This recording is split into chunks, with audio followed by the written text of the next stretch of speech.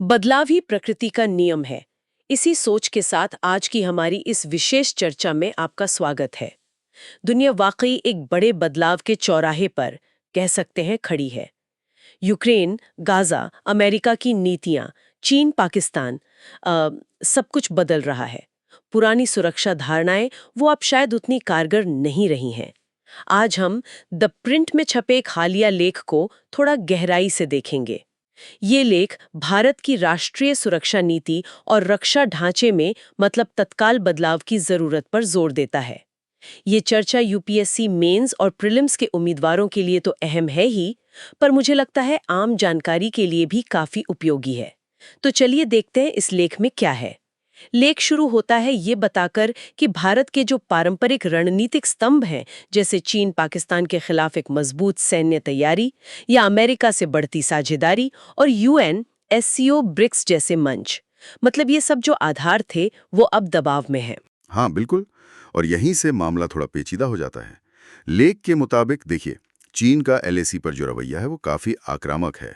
फिर हिंद महासागर में उसकी नौसैनिक मौजूदगी बढ़ रही है और सीपैक के जरिए पाकिस्तान से उसके रिश्ते और गहरे हो रहे हैं।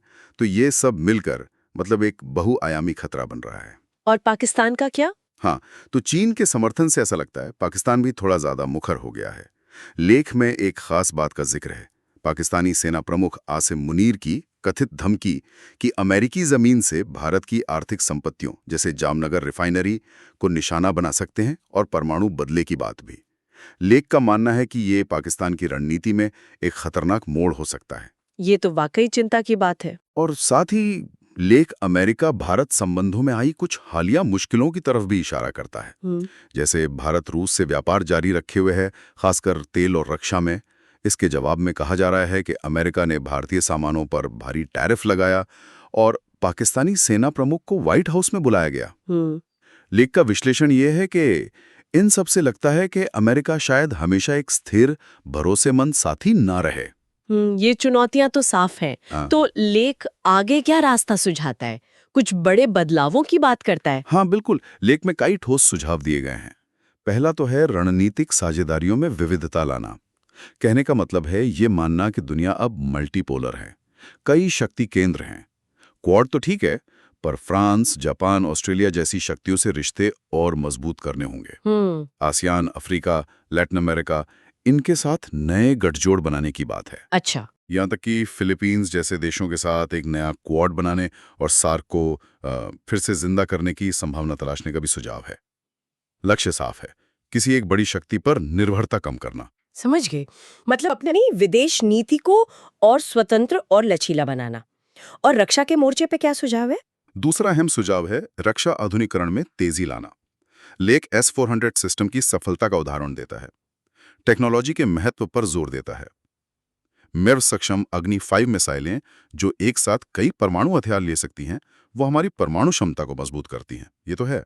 लेकिन पारंपरिक हथियार, उन्हें भी लगातार बेहतर करना होगा। हाँ, पारंपरिक क्षमताएं भी उतनी ही जरूरी हैं। बिल्कुल।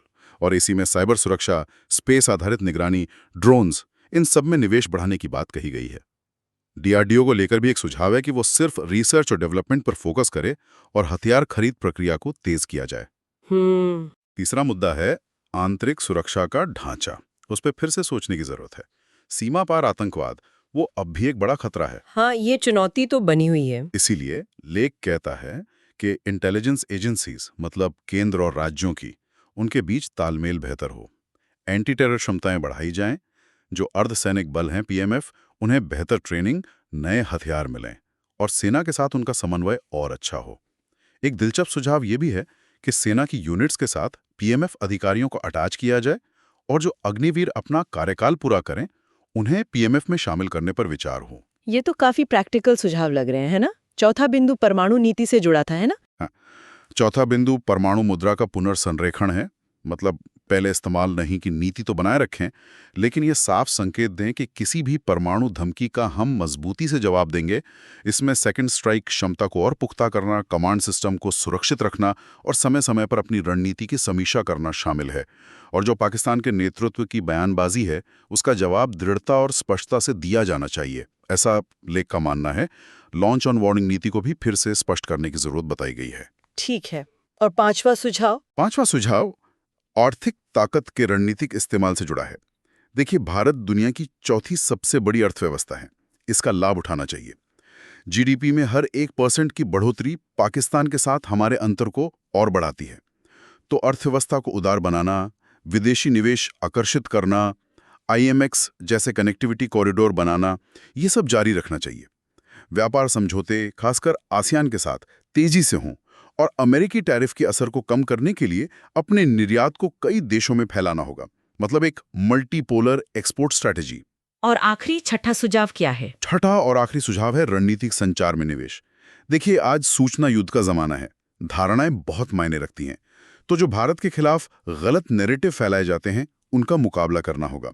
और वैश्विक मीडिया, थिंक टैंक्स, प्रवासी समुदाय, इन सब के साथ जुड़कर भारत की छवि एक जिम्मेदार शक्ति और हिंद प्रशांत में सुरक्षा प्रदाता के रूप में पेश करनी होगी।